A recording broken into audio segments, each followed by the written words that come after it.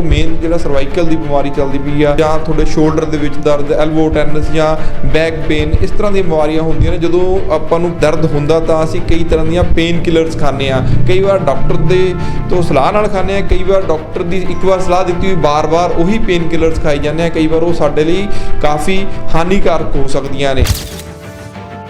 ਜਿਸ ਤਰ੍ਹਾਂ ਇਹਨਾਂ ਦੀ ਏਜ ਹੈ ਹਾਰਡਲੀ 17 ਈਅਰਸ ਹੈ ਐਂਡ ਜਸਟ ਕਿ ऑनलाइन क्लासेस करके एंड असाइनमेंट्स वगैरह करके दैन इस एज 'ਚ चेंजेस आने शुरू हो जाते हैं। बेसिकली इनू एग्जैक्टली ਅਸੀਂ ਸਰਵਾਈਕਲ ਵੀ ਨਹੀਂ ਕਹਿ ਸਕਦੇ।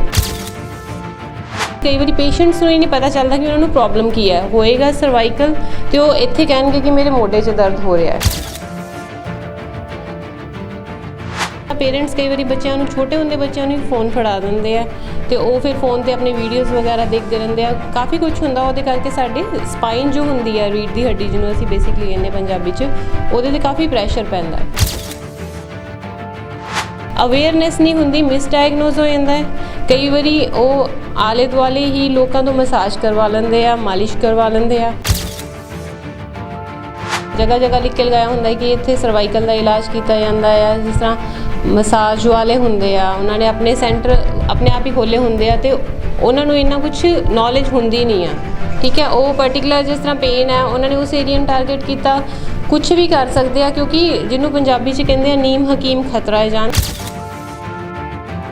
अलग अलग जगह पर मैं देखा कई ने बहुत सस्तियाँ मशीनां भी लगाई है ना, जिन्होंने असीं कह लीए कि 3000 4000 की भी मशीन मार्केट तो लैके वो कुछ इतना स्पैसीफिक कुछ होंदा नहीं है। जस्ट उन्होंने एक स्प्रिंग या कैपेसिटर या कंडेंसर वगैरह फिट कर देंगे हैं तो वो वाइब्रेशनस प्रोड्यूस होने लग पैंदे हैं तो पेशेंट नूं लगता है कि मैनू मशीन लग गई है, मैनू फर्क पै रहा है।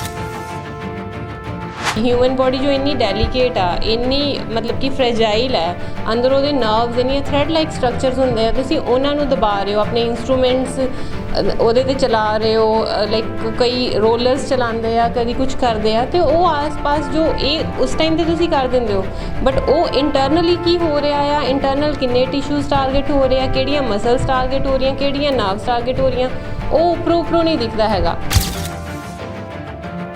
ਗੋਡਾ ਦੁਖਣਾ ਇਜ਼ ਨੋਟ ਗੋਡਾ ਦਿਖਣਾ, ਠੀਕ ਹੈ। ਇਹਦਾ ਲਿਗਾਮੈਂਟ ਟੀਅਰ ਵੀ ਹੋ ਸਕਦਾ ਹੈ, ਇਹਦਾ ਮੈਨਿਸਕਸ ਟੀਅਰ ਵੀ ਹੋ ਸਕਦਾ, ਇਹਦੀਆਂ ਮਸਲਸ ਟਾਈਟ ਵੀ ਹੋ ਸਕਦੀਆਂ, बोन भी कोई फ्रैक्चर हो सकती है, डिसलोकेशन भी हो सकती है, मतलब काफ़ी ये पिछे होंगे आ रीजनस। फिजियोथैरेपी हुण एक बहुत ज़्यादा एडवांस फील्ड हो गई है। जिस तरह बहुत टाइम पहले जो असीं कह लीए कि फिजियोथैरेपी च की हुंदा सी ते इन्नी अवेयरनैस लोगों को है नहीं सी, पर अज के टाइम च कि कई पेशेंट्स भी बहुत एजुकेट होए होंदे आ कि उन्होंने भी सब पता हुंदा है।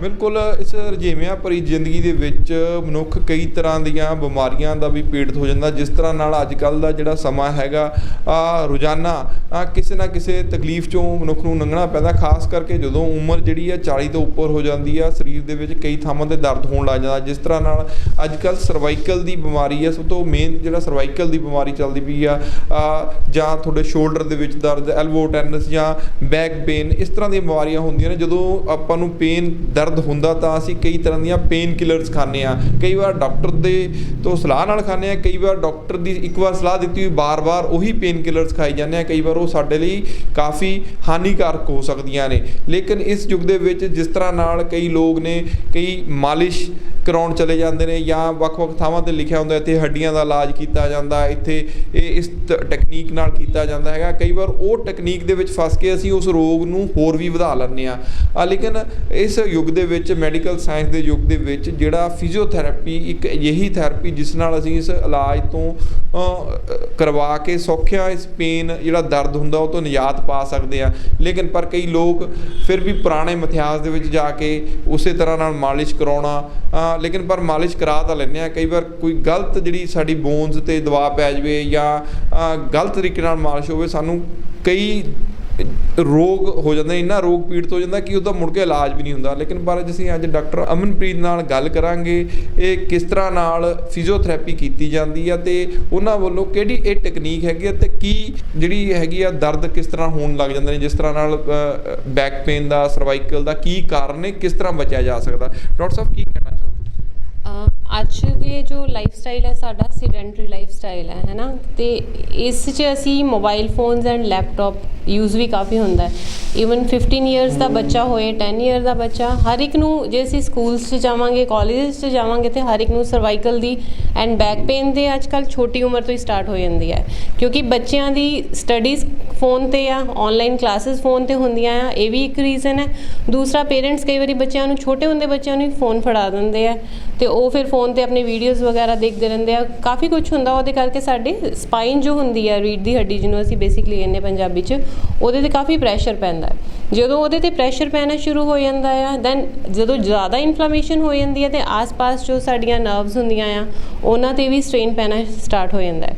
ਦੈਨ ਪਰਟੀਕੂਲਰ ਨਰਵਸ ਹੁੰਦੀਆਂ ਆ ਜੋ ਬੋਡੀ 'ਚ ਸਪਲਾਈ ਕਰਦੀਆਂ, ਹੱਥਾਂ ਨੂੰ ਕਰਦੀਆਂ, ਬਾਹਾਂ ਨੂੰ ਕਰਦੀਆਂ, ਪੈਰਾਂ ਨੂੰ ਕਰਦੀਆਂ, ਉਹ ਜਿਸ ਏਰੀਆ 'ਚ ਨਰਵ ਜਾਂਦੀ ਆ, ਉਹ ਜਿਸ ਮਸਲ ਨੂੰ ਸਪਲਾਈ ਕਰਦੀ ਆ, ਉਹ ਮਸਲਸ ਐਂਡ ਏਰੀਆਜ਼ ਟਾਰਗੇਟ ਕਰਦੀ ਆ। ਦੈਨ ਉਹਨਾਂ 'ਚ ਨਮਨੈਸ ਆ ਜਾਂਦੀ ਆ, ਟਿੰਗਲਿੰਗ, ਲਾਈਕ ਇੱਦਾਂ ਲੱਗਦਾ ਕਿਸ ਤਰ੍ਹਾਂ ਕੀੜੀਆਂ ਚੱਲ ਰਹੀਆਂ ਹੁੰਦੀਆਂ, ਸੂਈਆਂ ਚੁੱਭ ਰਹੀਆਂ, ਕਾਫੀ ਪੇਨ ਹੁੰਦਾ। ਅਤੇ ਕਈ ਵਾਰੀ ਪੇਰੈਂਟਸ ਕਈ ਵਾਰੀ ਪੇਸ਼ੈਂਟਸ ਨੂੰ ਹੀ ਨਹੀਂ ਪਤਾ ਚੱਲਦਾ ਕਿ ਉਹਨਾਂ ਨੂੰ ਪ੍ਰੋਬਲਮ ਕੀ ਹੈ। ਹੋਏਗਾ ਸਰਵਾਈਕਲ ਅਤੇ ਉਹ ਇੱਥੇ ਕਹਿਣਗੇ ਕਿ ਮੇਰੇ ਮੋਢੇ 'ਚ ਦਰਦ ਹੋ ਰਿਹਾ ਹੈ, ਅਤੇ ਮਿਸਡਾਇਗਨੋਸ ਜਿਹਨੂੰ ਕਹਿੰਦੇ ਆ, ਬਹੁਤ ਵਾਰੀ ਇੱਦਾਂ ਹੁੰਦਾ ਕਿ ਅਵੇਅਰਨੈਸ ਨਹੀਂ ਹੁੰਦੀ, ਮਿਸਡਾਇਗਨੋਸ ਹੋ ਜਾਂਦਾ ਹੈ। ਕਈ ਵਾਰੀ ਉਹ ਆਲੇ ਦੁਆਲੇ ਹੀ ਲੋਕਾਂ ਤੋਂ ਮਸਾਜ ਕਰਵਾ ਲੈਂਦੇ ਆ, ਮਾਲਿਸ਼ ਕਰਵਾ ਲੈਂਦੇ ਆ, ਜਾਂ ਕਈ ਵਾਰ ਕੀ ਹੁੰਦਾ ਹੈ ਕਿ ਉਹ ਆਪਣੇ ਆਪ ਹੀ ਪੇਨ ਕਿਲਰਸ ਵਗੈਰਾ ਖਾਣੇ ਸਟਾਰਟ ਕਰ ਦਿੰਦੇ ਆ, ਜਾਂ ਡਾਕਟਰ ਨੂੰ ਦਿਖਾਉਂਦੇ ਆ, ਕਈ ਸਾਲ ਤੱਕ ਉਹੀ ਮੈਡੀਸਿਨ ਕੰਟੀਨਿਊ ਰੱਖਦੇ ਆ।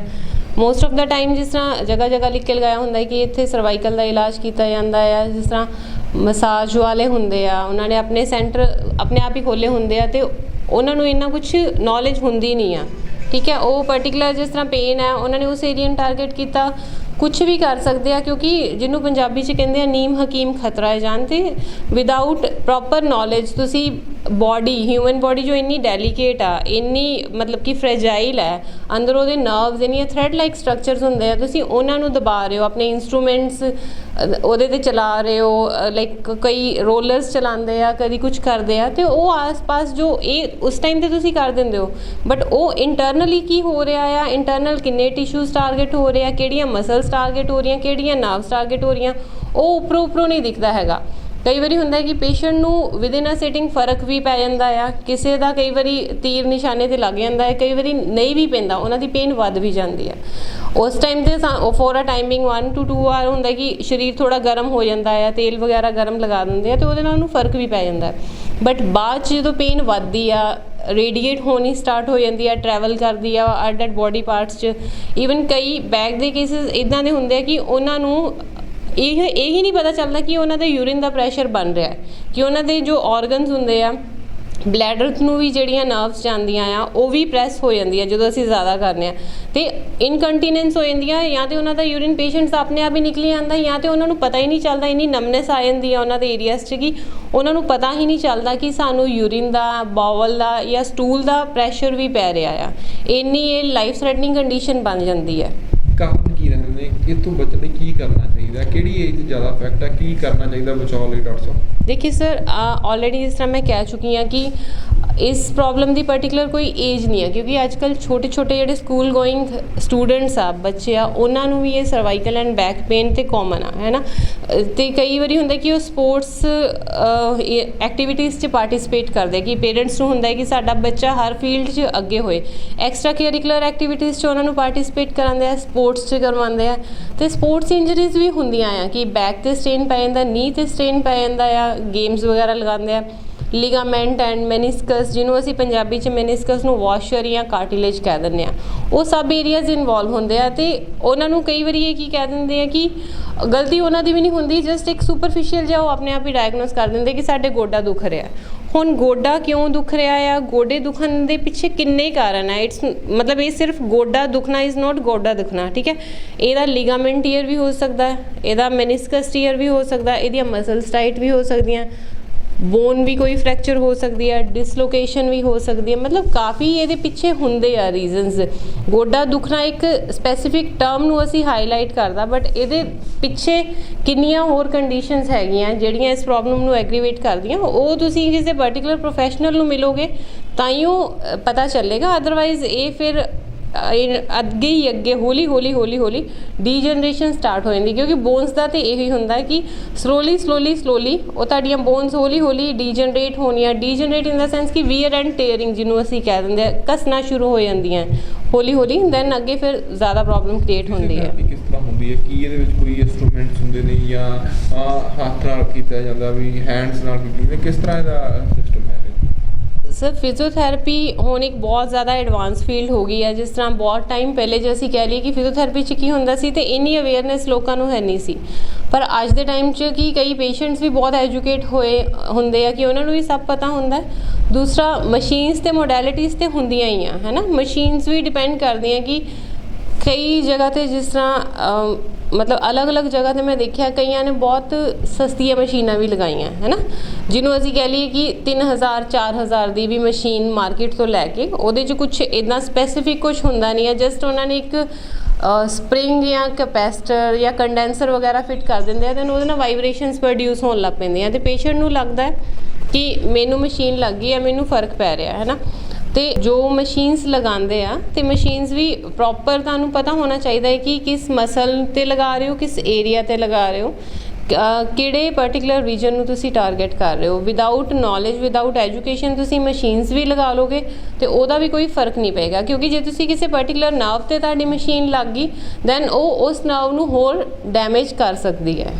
ਨੋਰਮਲੀ ਮੈਂ ਪਹਿਲੇ ਕਹਿ ਚੁੱਕੀ ਕਿ ਸਕੂਲ ਗੋਇੰਗ ਚਿਲਡਰਨ 'ਚ ਕਾਫੀ ਜ਼ਿਆਦਾ ਹੁੰਦਾ ਹੈ ਕਿ ਵਰਕਲੋਡ ਐਂਡ ਸਟੱਡੀਜ਼ ਨਾਲ ਰਿਲੇਟਡ ਕਾਫੀ ਜ਼ਿਆਦਾ ਹੁੰਦਾ ਹੈ। ਅਤੇ ਜਿਸ ਤਰ੍ਹਾਂ ਇਹਨਾਂ ਦੀ ਏਜ ਹੈ ਹਾਰਡਲੀ 17 ਈਅਰਸ ਹੈ, ਐਂਡ ਜਸਟ ਕਿ ਔਨਲਾਈਨ ਕਲਾਸਿਸ ਕਰਕੇ ਐਂਡ ਅਸਾਈਨਮੈਂਟਸ ਵਗੈਰਾ ਕਰਕੇ ਦੈਨ ਇਸ ਏਜ 'ਚ ਹੀ ਚੇਂਜਸ ਆਉਣੇ ਸ਼ੁਰੂ ਹੋ ਜਾਂਦੇ ਆ। ਅਤੇ ਉਹਦੇ ਰਿਗਾਰਡਿੰਗ ਇਹਨਾਂ ਦਾ ਟਰੀਟਮੈਂਟ ਚੱਲ ਰਿਹਾ ਸਰਵਾਈਕਲ ਦੇ ਰਿਗਾਰਡਿੰਗ। ਬੇਸਿਕਲੀ ਇਹਨੂੰ ਐਗਜ਼ੈਕਟਲੀ ਅਸੀਂ ਸਰਵਾਈਕਲ ਵੀ ਨਹੀਂ ਕਹਿ ਸਕਦੇ, ਮੇ ਬੀ ਇਹਨੂੰ ਅਸੀਂ ਮਸਲ ਸਪਾਜ਼ਮ ਵੀ ਕਹਿ ਸਕਦੇ, ਕਿਉਂਕਿ ਵਿਦਾਊਟ ਮਤਲਬ ਇੰਨੀ ਛੋਟੀ ਉਮਰ 'ਚ ਜੇ ਮੈਂ ਕਹਿਣਾ ਸਰਵਾਈਕਲ, ਤੇ ਹਾਂ ਪੋਸੀਬਿਲਿਟੀ ਵੀ ਹੈਗੀ ਹੈ, ਬਟ ਅੱਜ ਕੱਲ੍ਹ ਲੋਕਾਂ ਨੇ ਸਰਵਾਈਕਲ ਨੂੰ ਇੱਕ ਮਤਲਬ ਜਿਹਨੂੰ ਅਸੀਂ ਕਹਿੰਦੇ ਸਰਵਾਈਕਲ ਦਾ ਕਈ ਵਾਰੀ ਨਾਮ ਸੁਣ ਕੇ ਹੀ ਡਰ ਜਾਂਦੇ ਆ, ਕਿਉਂਕਿ ਸਰਵਾਈਕਲ 'ਚ ਵੀ ਅਲੱਗ ਹੁੰਦਾ ਆ ਕਿ ਸਰਵਾਈਕਲ ਕਿਸ ਸਟੇਜ ਦਾ ਆ, ਤੁਹਾਡੇ ਕਿਸ ਲੈਵਲ ਦਾ ਆ।